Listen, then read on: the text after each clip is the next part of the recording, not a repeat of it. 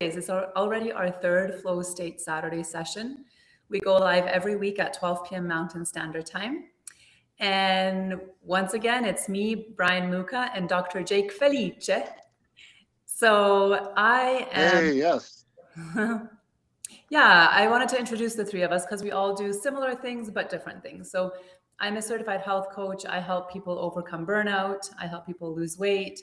And I'm now helping people get into a state of flow by connecting more with their own inner wisdom and their real spiritual self. So not just this physical body and the mind, but like the heart space and the soul, connecting with themselves on the soul level. Brian Muka is a leadership advisor. He's a Jedi. He's a rock star. He's really good at everything that he does. He's very skilled in teaching people how to connect to the quantum field. So that field of like endless possibility, or as some may call the fertile void, where all creation happens. So that's Brian. He actually used to be an ex-bomb technician, deactivating bombs.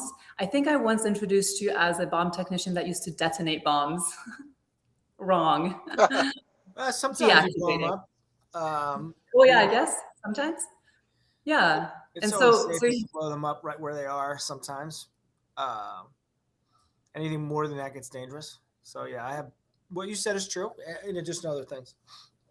Gotcha. And then, so you used to work for the Navy, and you would even dive underwater to do this work, right? Sometimes. Mm-hmm. Yeah, awesome. And then Dr. Jake Felice with an Italian last name. He's a naturopathic doctor. He specializes in stem cell therapy. He also does, connected to that is longevity medicine, and he's very knowledgeable in the flow state field.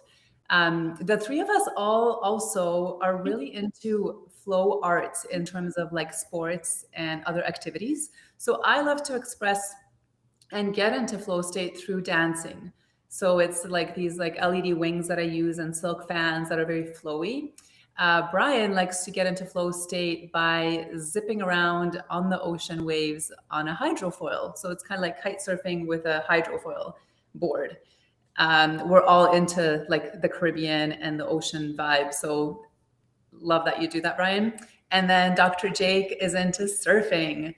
So he calls it little wave surfing. I don't know what little means to him, but I'm sure he surfs bigger waves than I have surfed, right?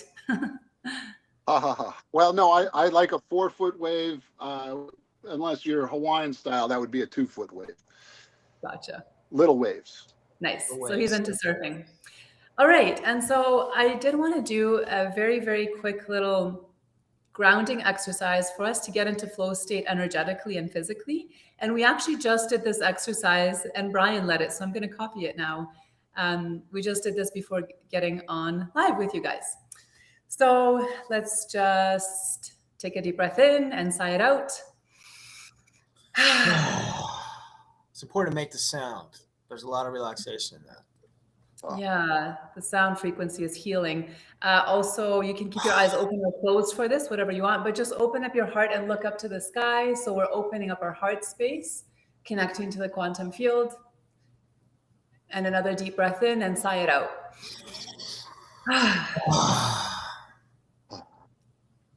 Nice. That was easy. And that's all there is to it. So Brian, take it away and tell the audience what we're going to be talking about. And by the way, audience, make sure to interact with us. If you're watching on Facebook, Instagram, or LinkedIn, make sure to comment, tell us what you want us to talk about. But yeah, take it away, Brian.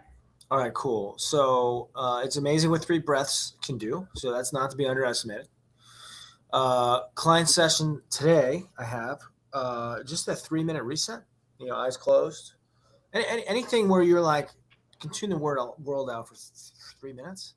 It has a massive reset ability. So like if you're ever like fried, one of the reasons why we do this is to just share with you a couple different ways that like where you are in the world right now, you can reset yourself to have that access to flow, right? So this is like a play at home type thing. What we're going to talk about today is the dopamine cycle. So I think, and Dr. Jake, you introduced this particular idea of like, what are the 21st century skills?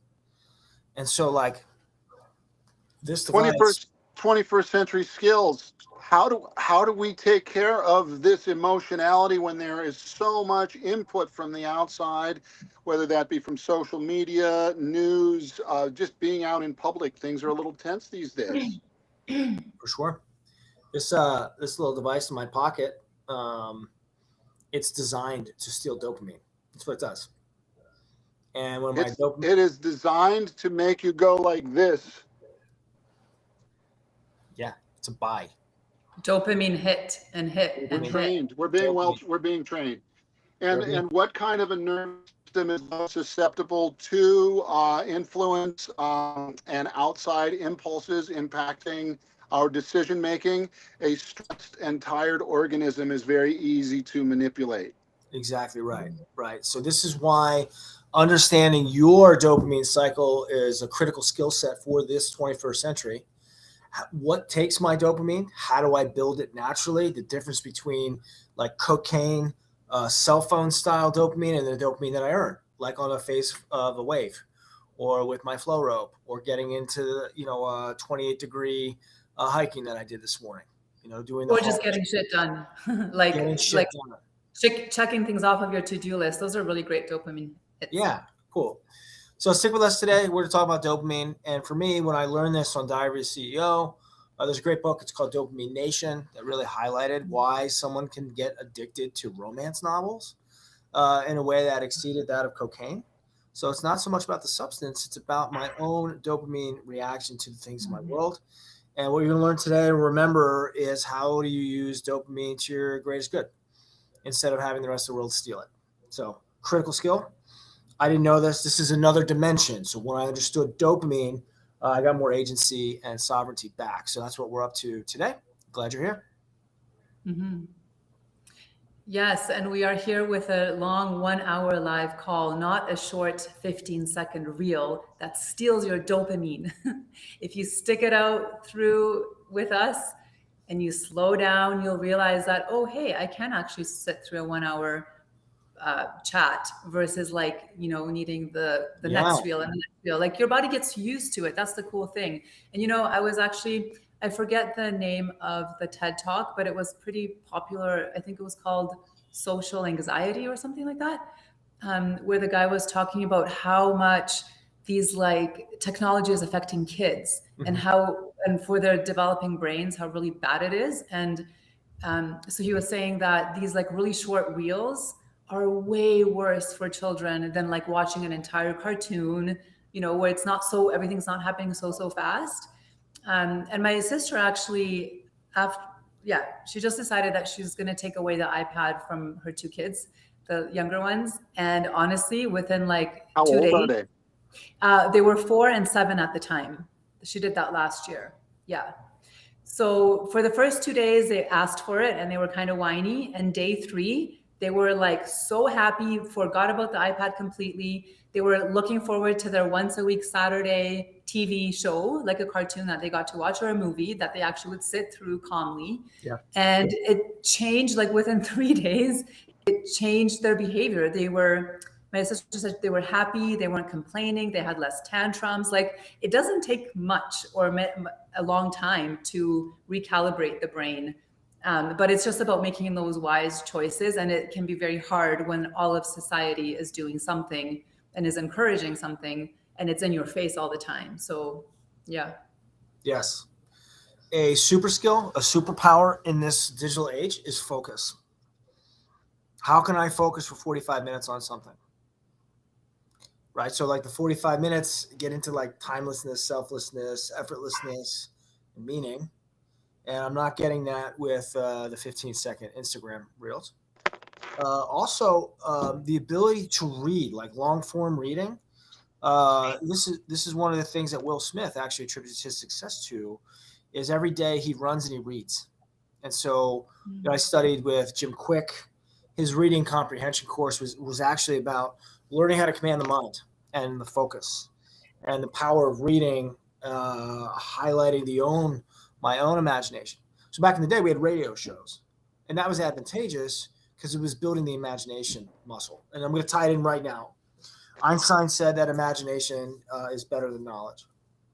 because I can, in my imagination, I can create new things, right? So flow, creation, your own creation, not somebody else's. Just remember, anything you consume on YouTube, Instagram, it might be inspirational.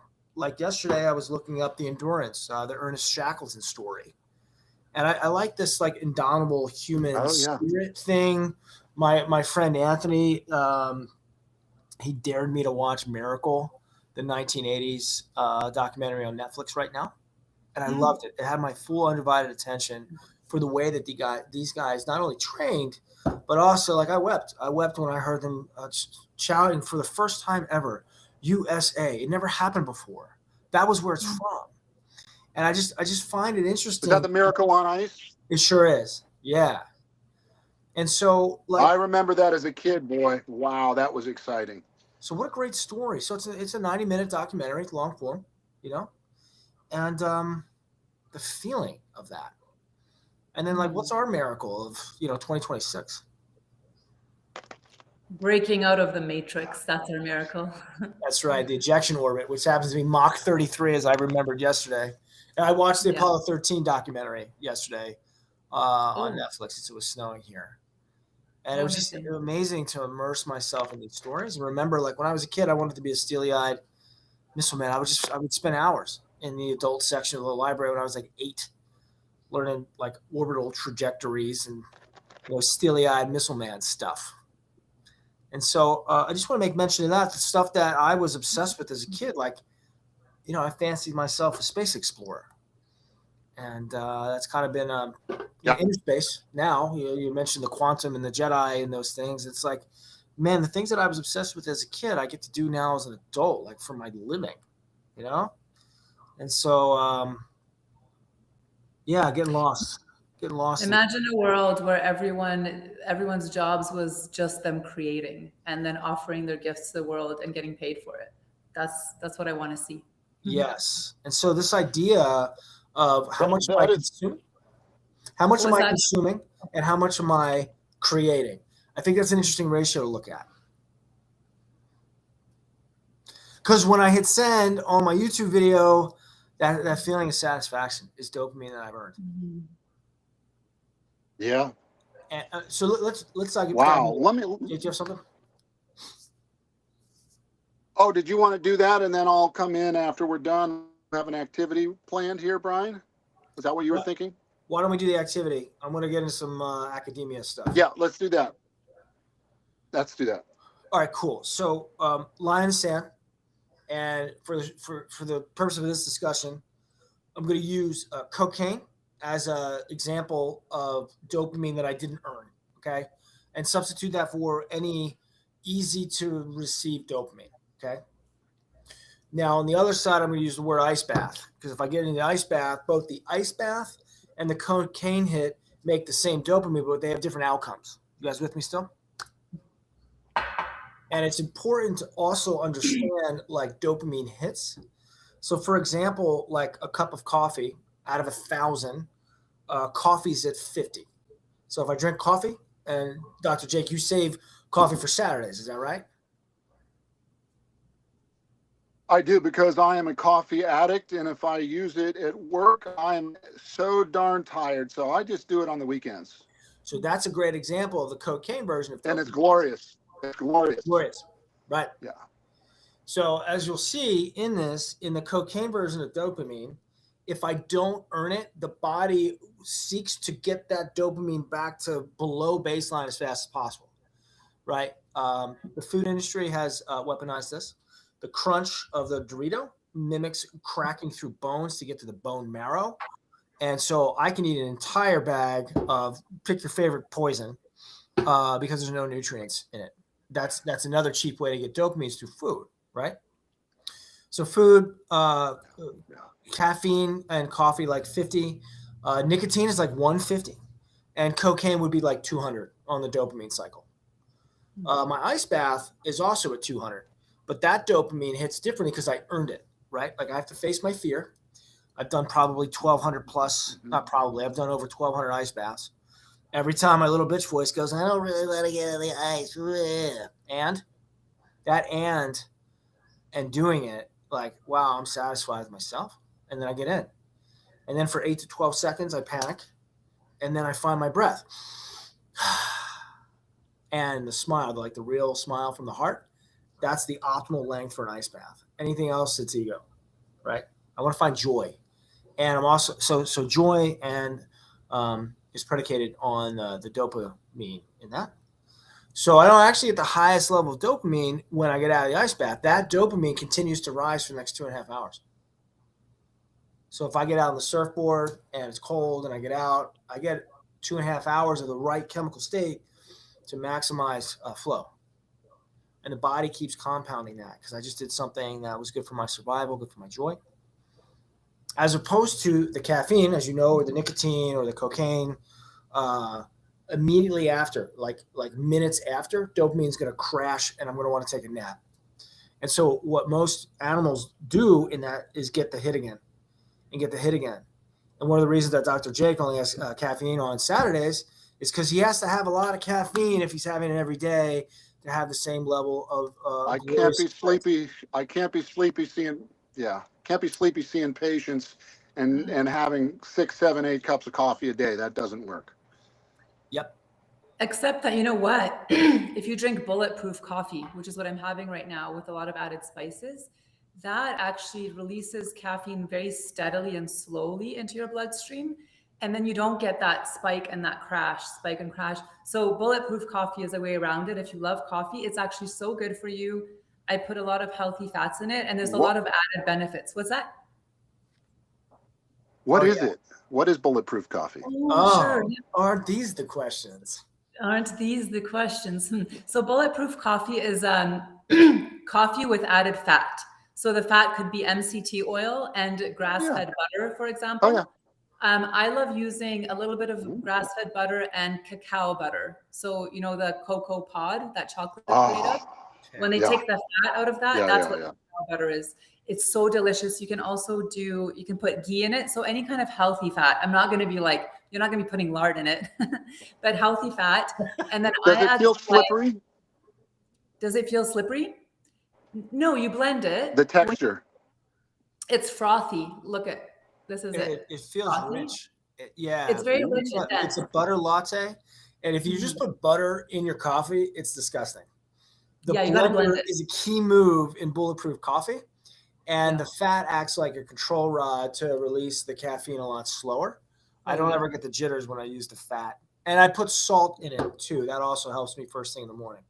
It's great. And also I add a blend of different spices and like other super herbs to elevate me. So basically they're full of nutrients. So I'll add cinnamon, mesquite powder, cacao powder, purple corn powder. Purple corn is actually very grounding. So it'll reduce the stimulation of the cacao and the caffeine in the bulletproof coffee.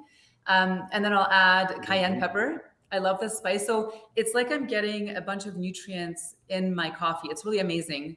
And then on top of it, I just make sure I use good quality coffee most of the time. Sometimes I don't, but I try to go with like organic, mold-free, fair trade coffee. Yeah. I love it. So part of my morning routine is actually hand grinding my coffee beans. And when the coffee is done, I get my first little dopamine hit that I've earned. Like I just did something. You know, I ground coffee. You delayed a little gratification instead of hitting that machine. You got to do the slow grind and that anticipation. That's right. And I start to smell it, right? So the senses wake up in that, and then water boils. The grinds go into my AeroPress, so I hand press that.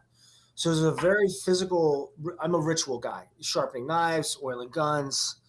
For my military days, my version of that now is making bulletproof coffee in the blender, and that's the first major tasker every morning is the bulletproof, followed by the UVA, UVB, red light, IR exposure while I drink that in the wintertime. In the summertime, my feet are in the grass looking at the sun for the first 10 minutes. You know what that makes me think of when you talk about working for your coffee?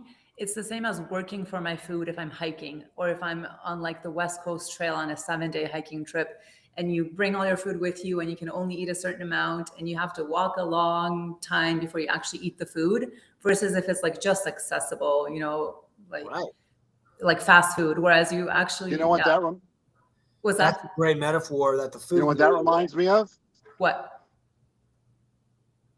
Go ahead, Jake. Oh, well, what that reminds me of is just how our nervous system is designed. Our nervous system was designed for an age before there was electricity, where we had to actually, the vast majority of human nervous systems existed in Paleolithic Stone Age times, where we actually had to hunt for our food or forage for our food. So this dopamine urge is actually good for us because it provides motivation. Oops, sorry guys. It provides motivation, and motivation gets us excited to do those things. There's a rat study where they put electrodes into the brain of the rats, and whenever the rats hit the button, they would get a dopamine jolt. The rats would push the buttons 10,000 plus times a day. They wouldn't eat, and they starved to death. So this drive, if it is utilized improperly, can cause us harm, but it is part of this system where, if it is used appropriately, can lead us to be motivated. It can lead us to discovery. It can lead us to focus. We can go beyond our fatigue thresholds. It can give us a sense of optimism. And you mentioned breaking through the matrix, Magdalena. We are being programmed not only by our culture and our cell phones, but we're also being programmed by our microorganisms that live in our gut. For example, good healthy probiotics will manufacture serotonin, which is another feel-good neurotransmitter besides dopamine, that is part of the end of the flow state cycle. When we leave flow, the serotonin kicks in after the dopamine and gives us that really good, relaxed feeling that lasts for the day. So dopamine is part of a cocktail of neurotransmitters that we have our own pharmacy in our own brain, in our own body.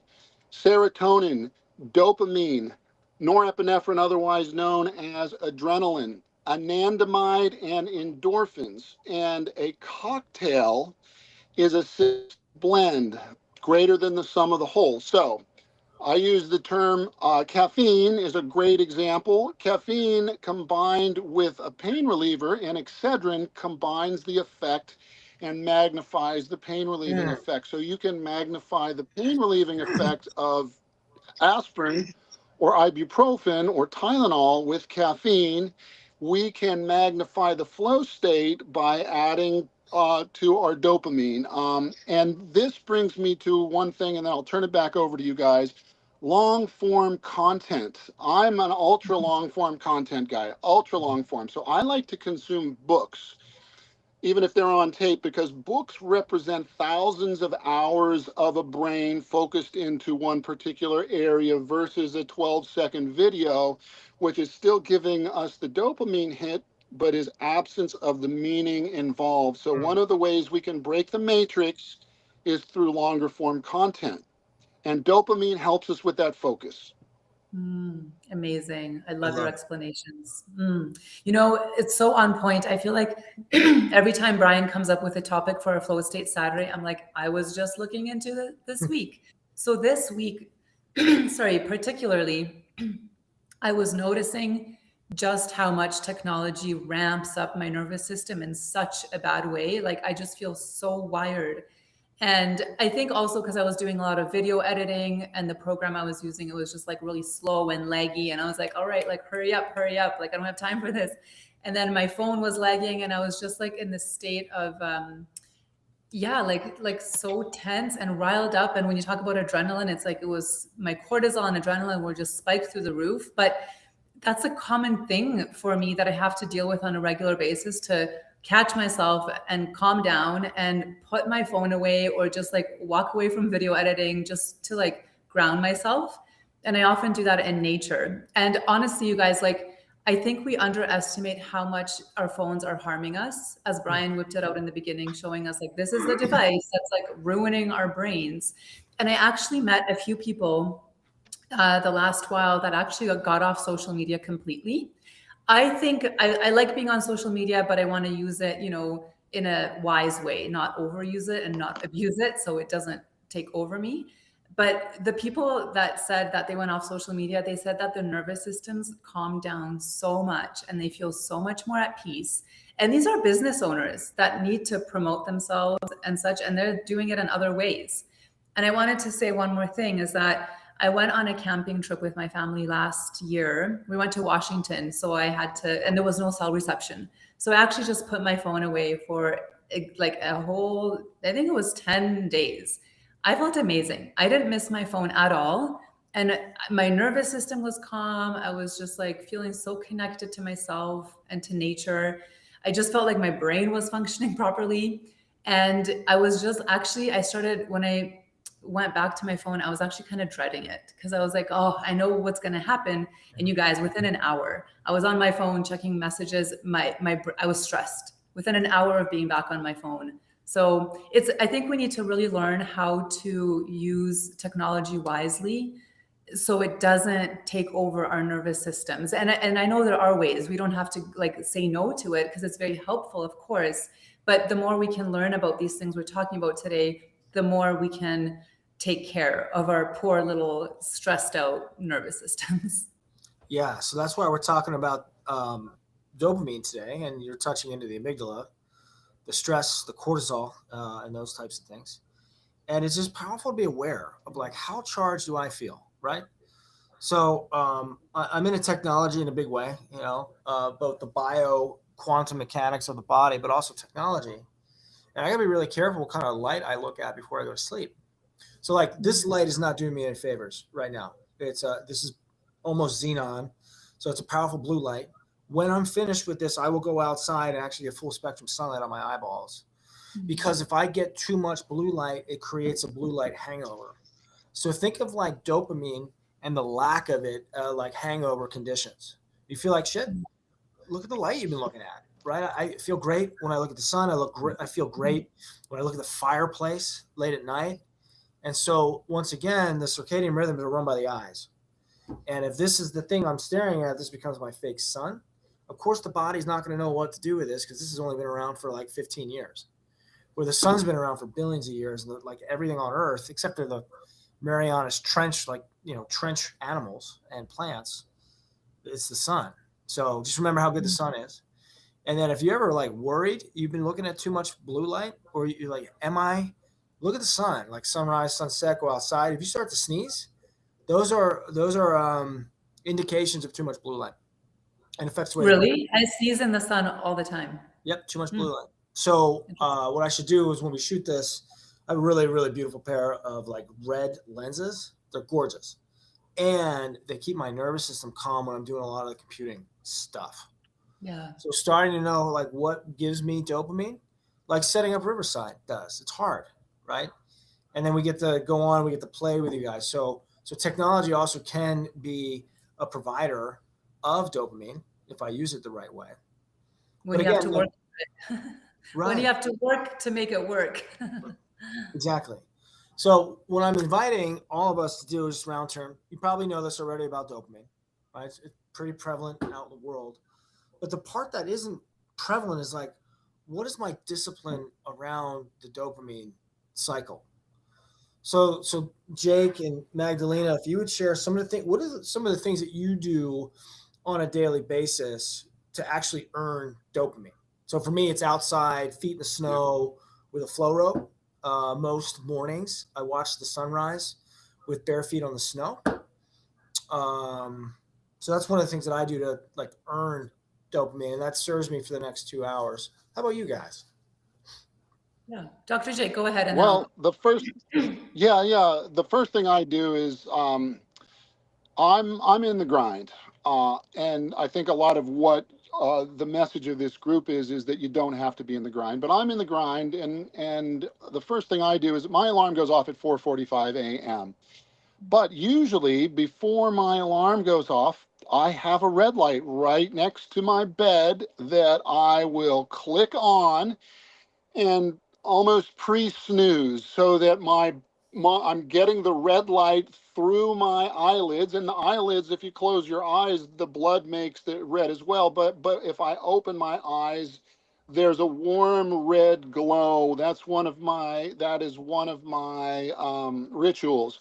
Another ritual that I have is I have a short form yoga series that I do every morning.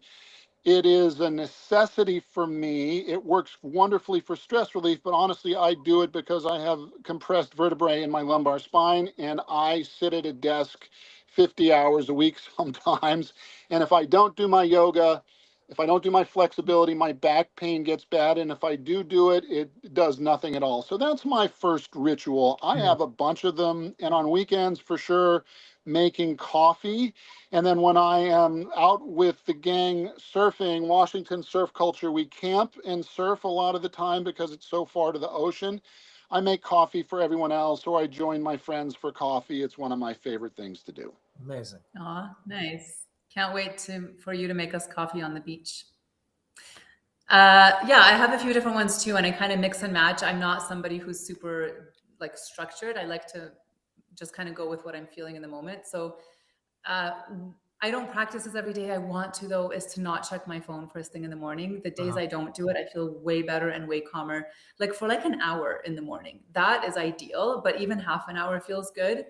I also make my bulletproof coffee, and then I go and if it's nice enough, I'll go. Actually, it doesn't matter if it's just sunny. I'll go and stand outside and look at the sun. By the way, sunlight in your eyes in the morning for like 10 to 20 minutes is really great for regulating dopamine.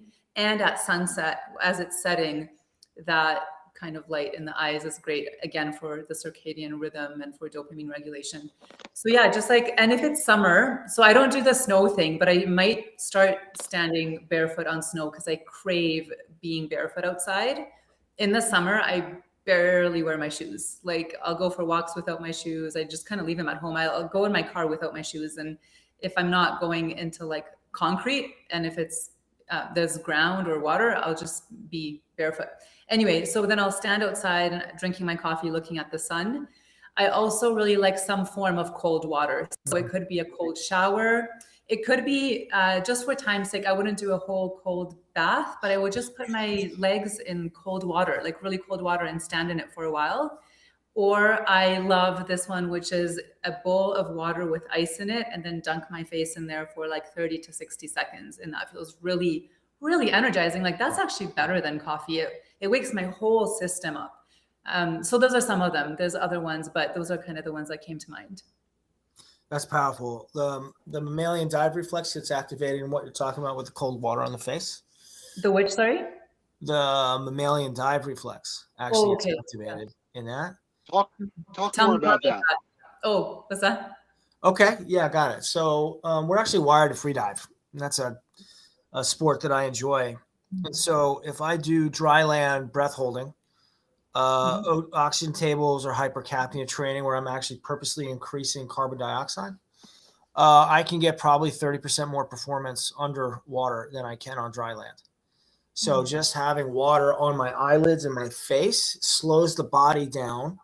The heart rate slows down, but also it starts pulling blood from the extremities into the core. And so like the body knows how to be underwater for a long period of time. And it's really, really nurturing actually to be in that state, to learn how to relax in that. It's womb-like, maybe the safest place that we know. And it mimics that in some ways. I want to shift gears a little bit. Those are great. Thank you for sharing those. I think what may also be useful, I'm big on emergency procedures. So when shift hits the fan, okay, cool, I'm out of dopamine, right? So what do I do in that moment? And you might know that when you're like not motivated by anything. So Jake, I'm not sure if this was part of that study, but there was a rat study where they depleted their dopamine and they wouldn't even move like 3 centimeters to the food that was right there. So I actually need dopamine in order to take the action to keep myself alive. So I'm just going to use this. This is not evil, but it can steal dopamine, my phone or computer or TV or, whatever.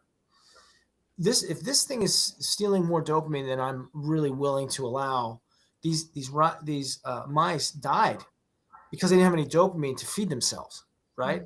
So it's a big deal. So in this moment, I just realized that I'm out of dopamine. I'm doom scrolling. There's like There's no enjoyment. I don't even know why I'm doing it. How do you guys, I'm going to share what I do. And then if you guys could share some tactics that you have to first notice and then reset. So when I notice that I'm like, I'm not enjoying this anymore, it goes away. Throw it. And then On my bed. I close my eyes, I cup my eyes, and then I'm motionless for the next 180 seconds, 3 minutes, a 3-minute reset. My ocular nerve, which uses the majority of my RAM in my brain, is going to processing what I'm seeing, right? So that's first. And then I just want to breathe and not move, because that me not moving after a thing sends a signal to my body, time to start recharging, because when I'm motionless, that means I finished whatever it was that I was doing. Ideally, I want to stop whatever I'm doing when there's like 10% battery left. It's so much easier to recharge if I have a little in the tank than if I go all the way to 0 or below 0. So those are 2 things that I use. How about you guys? Yeah, sure. So when I catch myself doing that, again, it's back to nature. I'll literally just go step outside. If I can, I'll go barefoot. And then I'll just take some deep breaths. I'll look at the sun, or I'll look at the sky, or at green, like the trees. There's something called green therapy, because the frequency of the green color actually activates your heart chakra, which is why it's green when you look at those diagrams. So it like connects you back into your heart, away from like the programmed mind. And then sometimes, like after that, I like to do some, Dr. Jake fell off, but that's okay. Hopefully he'll come back. I like to do like some yoga movements, or like just like a little bit of like hip movement, something just to kind of move my body, because I connect when I'm on my phone. It's like I'm stiff and I'm in this, like, what did you call that position? Like prison position, right? So just kind of open up my heart and move my body and just like get circulation back. That helps a lot. Perfect. If you guys are watching and you have areas where you're stuck with dopamine, or like, as you watch this later on, if you don't catch this live, just message in the chat the types of things that you find yourself like dopamine crashing on, and maybe what you do to get yourself back up. That'll be really useful for the community in these things. We lost Dr. Jake, so he's out flowing somewhere without internet.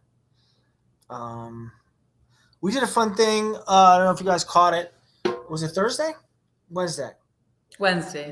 Yeah, we just did a little of the Jambe and the light wings, and we got to play. And I listened to that yesterday, and it was good. Yeah, it was show worthy. So grateful for that. Dr. Jake, you've returned. How was your surf trip?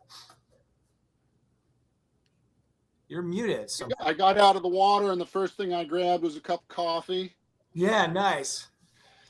No, it was really good trip. I'm sorry I did not get to hear what Magdalena said, but you guys were talking about resets.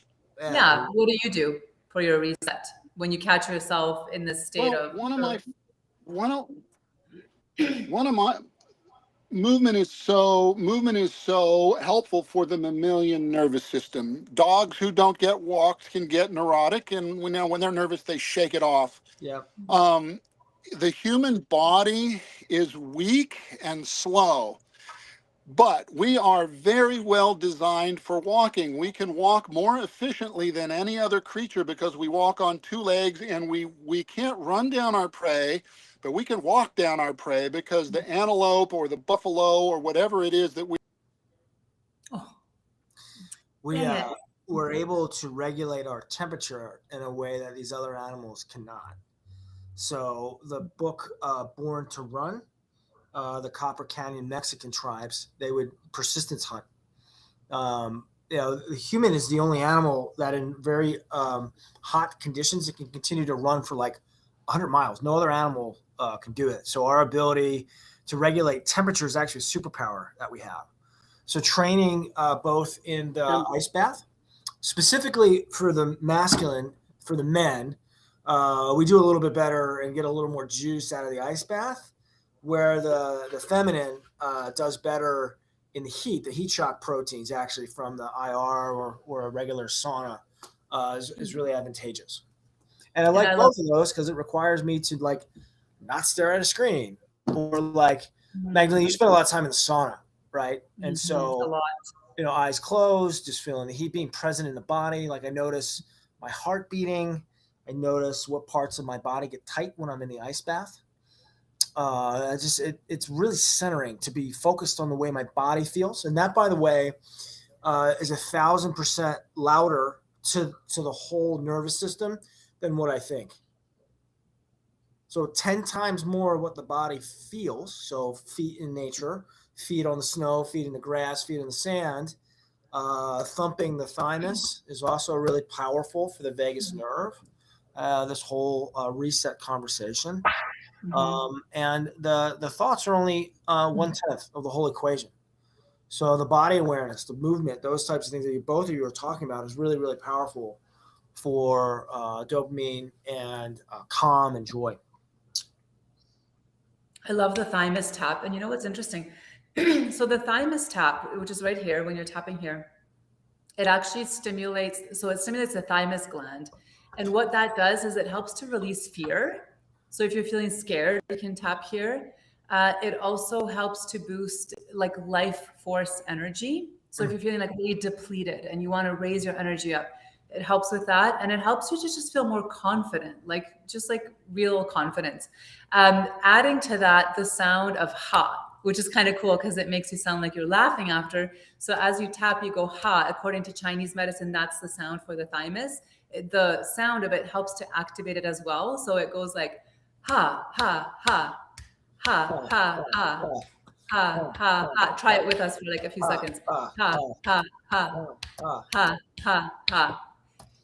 Perfect. And I wanted to say one other thing, that when I think of this, I think of gorillas showing dominance and confidence and being like, I am in charge. So I actually do think of the gorilla beating its chest. And maybe that's why they do it, to show like, yo, I'm the confident one here. I have no fear. Who knows? What's the slang that says? Say it from the chest. Speak it from the chest. Yeah. That's powerful. Jake, have you heard that phrase before? Yeah. The chest or the womb, like the dantian down here. Yeah, the power center, the belly button. Yeah, when the lower below your throat that your voice and your expression comes from, the more powerful it is, because you're really in your body, you're embodied. Versus if you're from the neck up, like just in your throat, you're not in your whole body. You're just like kind of cut off. So speaking from the throat, it's like that mousy, like squeaky, scared little kind of voice. Yeah, chipmunk voice. Whereas if you're like bellowing from your belly or like speaking from your heart, like, you know, that like speak from the heart, it's a different kind of vibration in the tone. I learned so much on these calls. It's so fun. Yeah. So there's you bring up a really good point, right? So if my dopamine is depleted, that vibrancy isn't quite there. And so any of you guys in sales or in influence, it's important to have like a charged battery in that. And so like the more is good until it isn't. And then like, how could I actually like turn the systems off? 3 minutes is good. 10 minutes is great. Sometimes all I have is a single breath. But so how do I start applying some of these things? Eyes closed, breath, movement, nap time, nature, right? And knowing if I like make my bed, like, oh, that's a dopamine hit. Oh, I hand ground my coffee. Oh, cool. Dopamine hit. I earned it. Oh, I had the crucial conversation that I needed to have. Oh, cool. Dopamine hit, right? That I earned and that I get to feel satisfied with. And then also we talked about when you find yourself on the dopamine cycle, one of the other things that I do is I might do a max set of push-ups, like something really hard, like, and fail it, like go right to the edge and then do one more, you know? Burpees are good. Pull-ups are great. Like I have a setup here in my office. I don't know if you can see my rings. They're right here on the ceiling. Barely. So I get on my my Olympic rings and play on that. And it's just, you know, it's a minute on the rings, and that's enough to reset. So I enjoy that. I wanted to add something extremely important, actually. So one of the key ways for you to have regulated dopamine levels in your brain is by getting enough sleep. And so many people struggle with sleep, and so many people struggle with falling asleep. And I'm telling you, I notice such a huge difference when I actually apply this, and I don't always, and that's my struggle, but I'm getting there and I'm getting better at it. No screens. Like if you can do 2 to 3 hours before bed, not looking at a screen, that's amazing. I know that might not be possible for some people. So even if you could not look at your phone for like 30 minutes to an hour, at least start with that before bed. And when you, let's say you do have to do some work in the evening, wear your blue, like just get a pair of blue light blocking glasses, or put a blue light blocking filter on the screen if it's your phone or your laptop. Then it'll help to like block some of the blue light that really messes our circadian rhythms. Yeah. Another thing that's really important is just having like a dim light atmosphere before, like a couple hours before bed. So I will just shut off all the lights in the house and I'll turn on my salt lamps. I know Brian has like a red light lamp. So something like red, we were talking about it a lot. I think red because it mimics the sun, right? As it's setting, it turns red, and that's good for our eyes. It mimics the sunset is that color, right? That's the red light. And then also the campfire idea. So I'll keep my red lamp on the floor. So I'm looking down. As I look down at my red light IR, I'm not using it for the IR therapy of it. I'm using it to mimic a campfire, and the campfire mimics, or it turns on, the light activates stem cells. So it's starting the restoration period pre-sleep. That's so cool. Right. Okay. So keeping the red lights on, it makes an enormous difference. And then also what I like doing is I put an eye mask on, and I actually have it's like a cotton one, so I can put castor oil on my eyes, because there's a lot of benefits to castor oil as well. So again, just the eyelids. Eyelids. I just close my eyes. The best thing you can do for your vision, actually, is the castor oil, because what it does is it moisturizes the eye itself. So the drier the eye, the worse it sees, and the more stress the eyeball, the worse it sees as well. So if you've ever heard the expression, I'm going blind looking at these spreadsheets, it's literally true. So if things start to look blurry, maybe I've been looking at the computer screen too long. And a trick for that too is just to look away into the distance. And so doing that on a regular basis as you're on the laptop, every 20 minutes, if you can like look away or look outside at like the trees that I see here and the grass, that's really helpful to just, so you're not staring the whole time, because we're not designed to do that. But so just to finish on the sleep thing, we can do a whole session on sleep and how to get into flow state through sleep by having restorative sleep. But one more thing I'll say is like either having blackout blinds or just like darkness in the room. It doesn't have to be like the darker the better, but I have just like pretty dark curtains that not much light gets in. And then also room temperature, like it shouldn't be too hot. The cooler, the better for your body to like kind of shut down and sleep. So like 18, 19 degrees Celsius is a good temperature for sleep. 68 Fahrenheit. Yeah. So one of the things, as you're talking about sleep, I'm talking about dopamine. I heard this in Joe Rogan, actually, the first time. We're just trying to get 2 hours of sunlight on our eyeballs every day. So if I get that amount of sunlight, especially in the morning, like the morning starts the whole cascade, right? This is the circadian rhythm clock. The eyes are the fastest clock. And so I want to see that blue light actually in the morning. So a little bit of cortisol in the morning, get the whole system started. That starts the whole circadian rhythm of shutting off melatonin and replacing melatonin with serotonin. And so are you looking at blue light? Yeah. It's good to look at blue light in the morning? First in the morning. Yeah, that's what sunrise is. It's blue. Well, that's blue light? Blue light is go light. It creates growth. Blue light's actually really good, like for like skin burns, but also proliferates cancer, right? So but blue light that comes from natural sources, right? Not blue light from like screens. What doesn't matter? It doesn't matter in the morning. Okay. So think about like blue light as being like caffeine. So it has a half-life. So if I have caffeine, I won't have it past noon, because it takes so long for it to come out of my system. Blue light's kind of the same way. Okay. Right. So I'm not. Let me just finish this idea. Right? Hey guys, I hope you can hear me. Yes. Okay.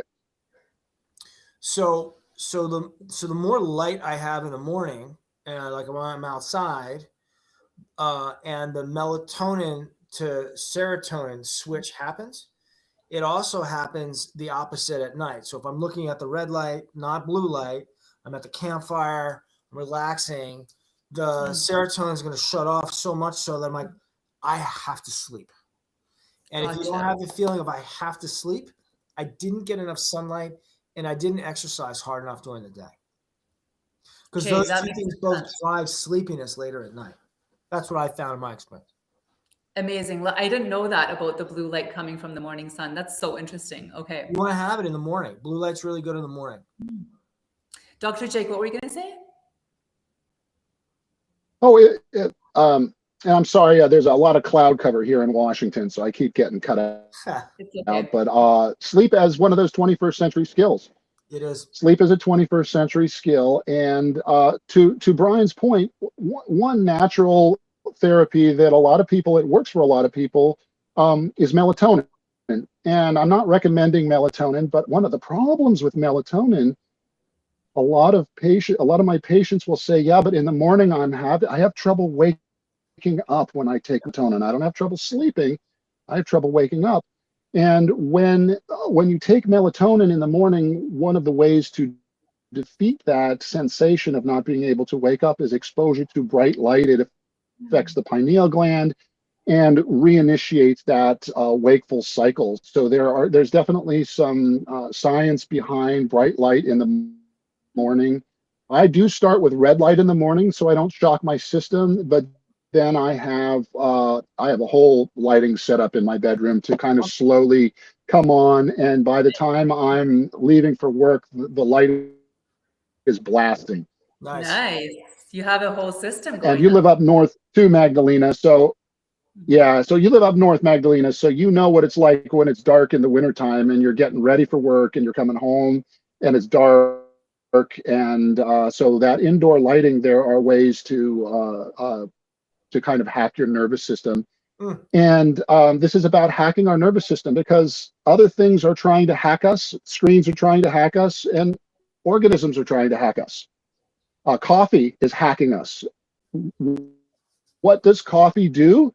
Coffee puts out a little bit of caffeine in the flowers to attract pollinating insects. So the coffee tree has designed a molecule to motivate an insect, and as a result of that motivating an insect, it works for us to wake ourselves up. So part of this is about controlling our system, and we do it with external environment, creating an environment that is appropriate from the outside, and then working on our internal environment. And so we've been doing a bit of both of that today.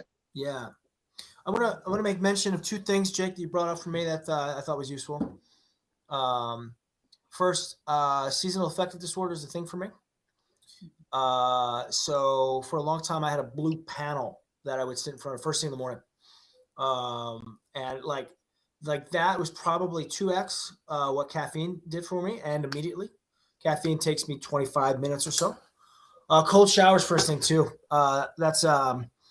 That's a great way to increase testosterone, to wake up the body, to get the body starting to make heat. The Bulgarians, these are the strength masters of the world in terms of muscle growth and power. They do cold feet every day. Something about putting their feet on cold stone, cold water, those things. It's like, you've seen the movies when people like splash water in people's face. Yes. Something about the cold, they're like, oh, it's time to get up. It's kind of like falling back from the chair, kind of falling reflex. It's like it wakes the body up. Mm-hmm. Yeah. The other thing I want to mention is I always know when solar noon is where I am. I have an alarm. I don't have an alarm. I check it on my watch. And so within 20 minutes of solar noon, I'm outside. And I just schedule that in as part of my day break. And I'm out there for 10 minutes. Some days recently it's been 20 minutes in the hot tub. Because I'm looking for ways to creatively get more sunlight in the wintertime. So I'm in the sunlight, eyes are closed at solar noon, sun's coming through my eyes, 20 minutes. That's my sacred time to get my reptile on even in the middle of the winter. Nice. I sometimes like to get some incense take it outside and burn it while I'm in the sun, or use some essential oils to inhale while I'm out there. So good. Citrus, lemon. Yeah, I like Citrus Bliss. It's a blend of orange, grapefruit, lemon, and then some other ones and vanilla. And then I'll combine it with peppermint. I like adding peppermint to a lot of them because it's very energizing and like activating. Mm-hmm. I need to add a drop of that to Muka's Maya mocha that I make every morning. Yes, peppermint is the thing. I'm missing that essential oil for some time. Yeah. Yeah. Wow. What do you guys want to start to land the jet for today? What's that? You guys want to start to land the jet for our live show today?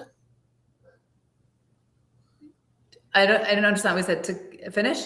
Yeah, we got a couple minutes left in the live show, so might be time to just kind of recap.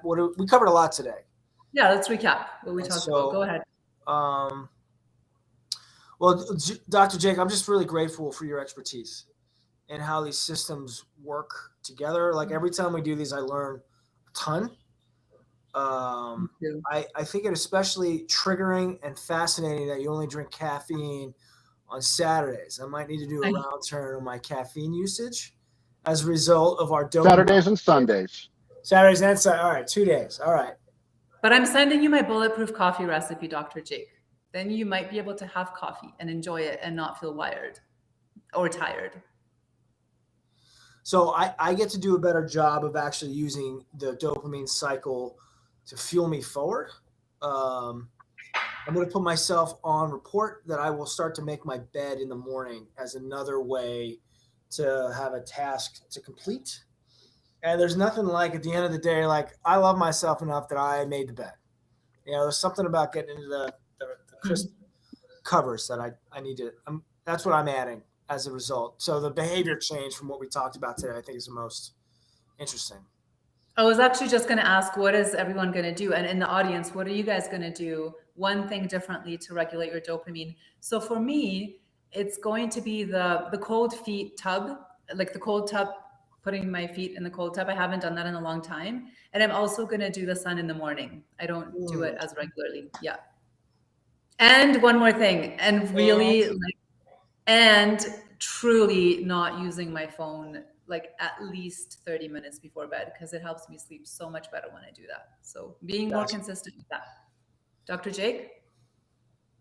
I on most days, I play 1 or 2 songs on my flute before I go to work, get me in a groove. But what I'm going to be committing to is that long form content on the weekends, because it's a little too busy during the work week, but exploring cell membrane fluidity and also extracellular matrix signals to the interstitium, from the interstitium to the mitochondria, long form content, and I get into my flow state when I'm doing the research, and I get so excited and the hours fly by. So that's my weekend dopamine. I'm adding back into my morning routine reading. I was making content in the morning. I got to go back to my Jim Quick, the eye exercises to wake up the brain, and then at least 20 minutes of reading at an accelerated pace just turns my brain on in a really great way. So, which eye exercises? The figure 8, where I'm tracing the outline, so my word size is expanding.